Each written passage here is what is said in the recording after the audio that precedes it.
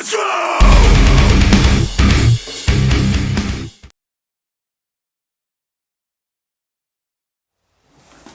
Hey guys, I've been getting some really great feedback so far about this series. It's made me really happy to see how it's been received. So hopefully today when we wrap it up, we're gonna have a lot more stuff to talk about because I get questions all the time about how I got over binge eating disorder. And I guess this last part, I'm gonna talk about a few things that really helped get the monkey off my back. So, when we left off, I just escaped the clutches of Bally's Total Fitness in Tampa, Florida, and moved back here to my hometown of Sarasota, Florida. The first step in my recovery, and the most important step, and this is the thing that I recommend everybody does, okay? Go see a professional therapist, all right?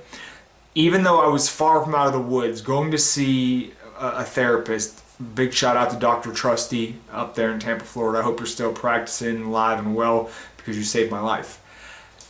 If you can find a great therapist that you have a good rapport with, it will save your life. I know it saved mine. So I started seeing a therapist once a week, maybe twice a week at a certain point. It might have been twice per week, but I would drive to Tampa every week just to go see this guy. So I started to do that, and I started practicing intermittent fasting around this time. It was fairly new at this stage, and I think I started to do it because it resonated with me, being able to eat more at certain meals. Now that might not be the best message, but the cool thing about IF for me, and this is where it helped me hugely, was that it got me back in touch with my true hunger. Meaning I had lost touch with actually the sensation of hunger. My body, from all the binging and stuff, I didn't know what real hunger felt like anymore. So when I would fast in the mornings and not eat until 12 or 1, I got used to, back in touch with those feelings, and I knew I could tell the difference between the trigger hunger, meaning, from fatigue or loneliness or even boredom or stress, and the actual hunger feeling from being hungry. What a crazy concept. So I started doing these two things, and I got in really good shape because these two things they helped me out a lot. And around the same time, my wrestling career was dwindling. Now, without getting too deep into the world of professional wrestling, my career had gone from about here to here, and I felt like it was out of my control. Okay, I felt like I had done everything correctly and I had worked hard and I was not being put in a position to succeed and show off what I was capable of. So I began to become very unhappy.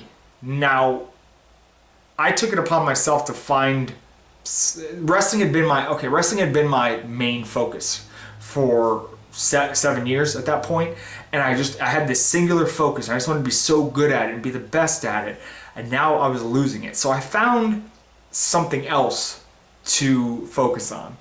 I had always kind of had a bad body image. We've talked about this before. So I decided to prep for a bodybuilding show because I had so many people tell me when I was growing up that I was never meant to be lean. I could never get really lean. I had actually talked about bodybuilding before with some of my friends. They said that I couldn't do it.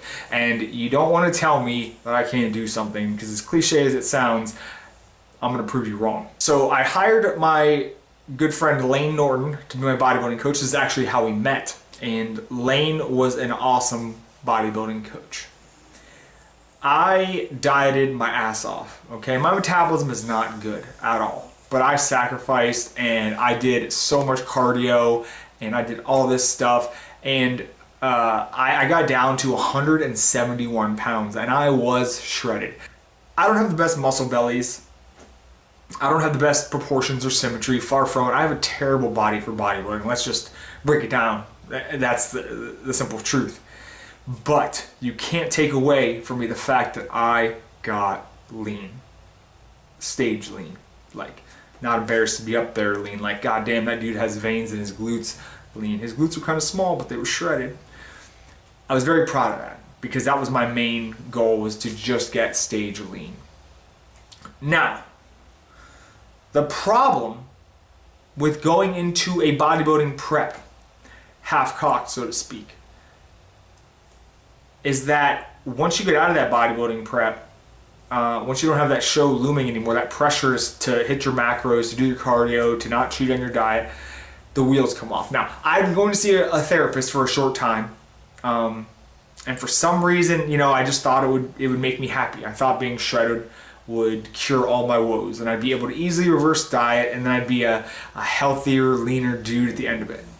I was wrong. I was really wrong. My relationship with food was not repaired, okay? If anything, it was negatively impacted by dieting down to single-digit body fat.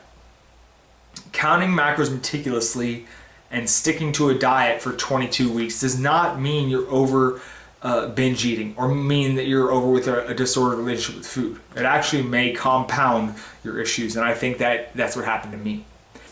So after my show, I did the usual weekend of debauchery, and I fully intended to reverse diet. I wanted to be like all these other pros and just do a nice, slow, controlled reverse diet.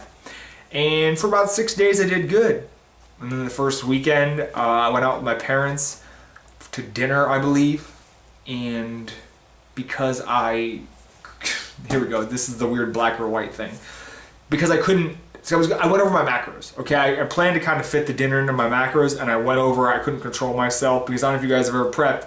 That hunger that you go through for those 20 or so weeks, 30 or so weeks, whatever you guys end up dieting, it doesn't go away when you just eat all that shit post-show. It's still there, and it's hard, and it's strong, okay?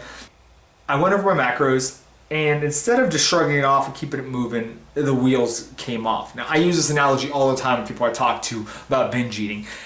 If you mess up, okay, don't go crazy, all right? Don't throw your hands up and just say, fuck it. Don't do that. Don't just start binging because you messed up a little bit, all right? Just because you went over maybe even 1,000 calories, doesn't matter. That's 1,000 calories. 1,000 calories is better than 6,000 calories over, isn't it?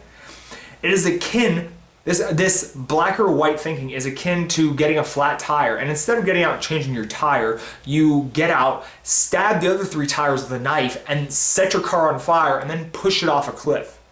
Okay? It's not that serious. Just chill out. So I binged my face off for a weekend. It's okay. That's one weekend. Whatever. No big deal. I got this. So 5 or 6 days go by. I get to the weekend. Another binge.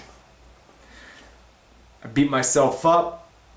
Guilt, shame cycle starts.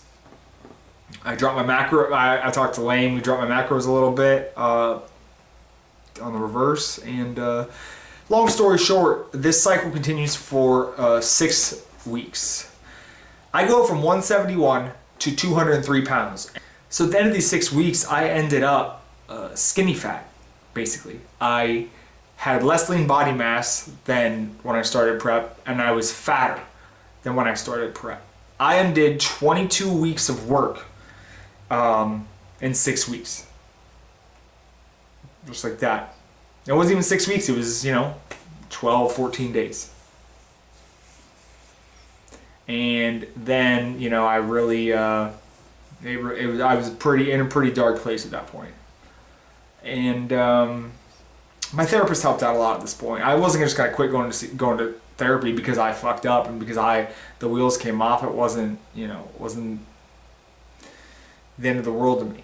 I knew that therapy was still going to help, so I stayed going to therapy. I stopped working with Lane. I basically was a horrible client, just fell off the face of the earth. Sorry about that, Lane. I'm sure they're over it now. I'm sure it's happened to you thousands of times. But the shame was too much for me to bear. I couldn't be honest with anybody but my therapist about what was going on, and I was depressed. This is one of the worst times of my life. I was depressed as shit, and I just couldn't get over what had happened. I wasn't wrestling anymore. I had very low self-esteem.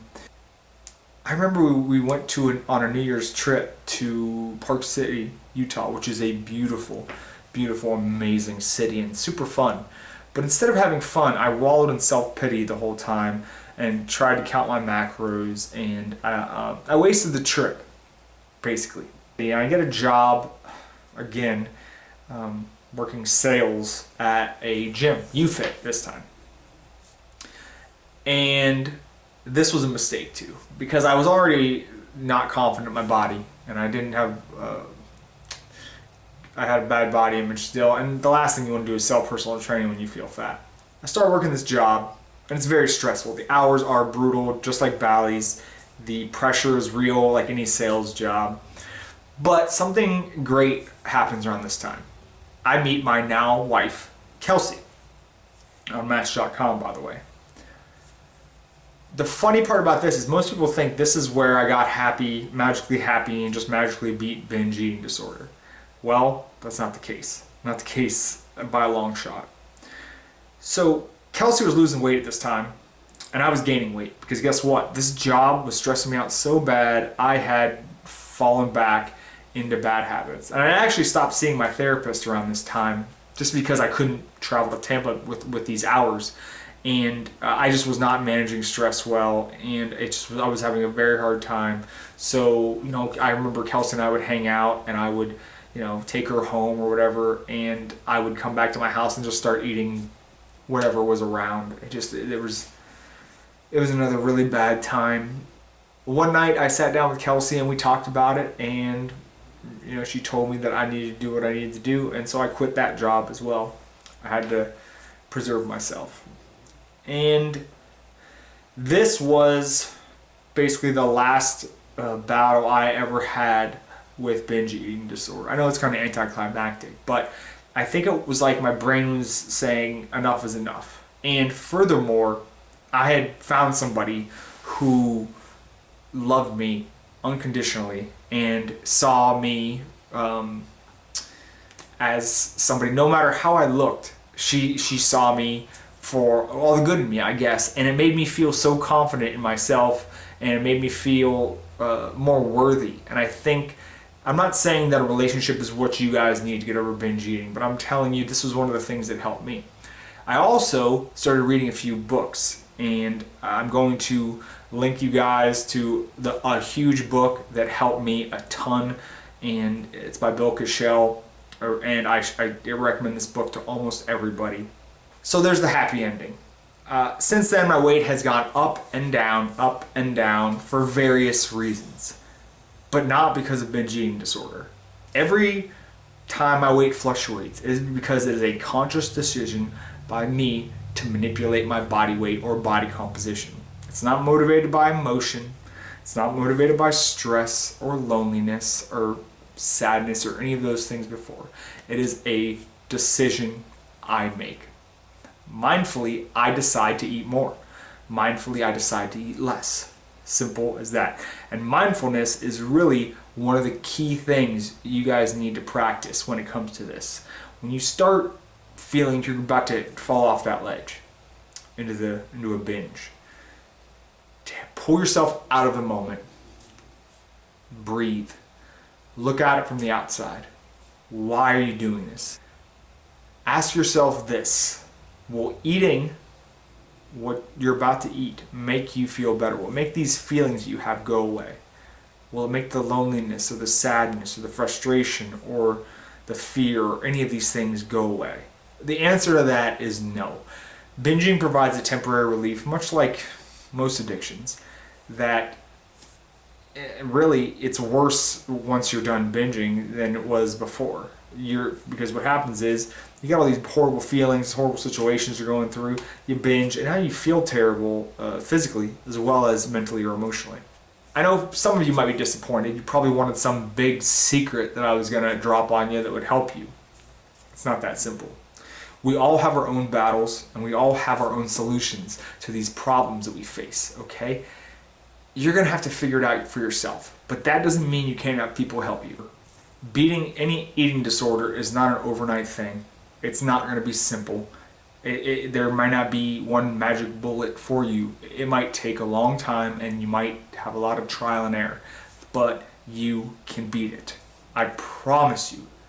Eating disorders are not a death sentence. They are not permanent. You gotta work at it, and you can pull yourself out of that hole. Once again, thank you guys for your support, and thank you for watching.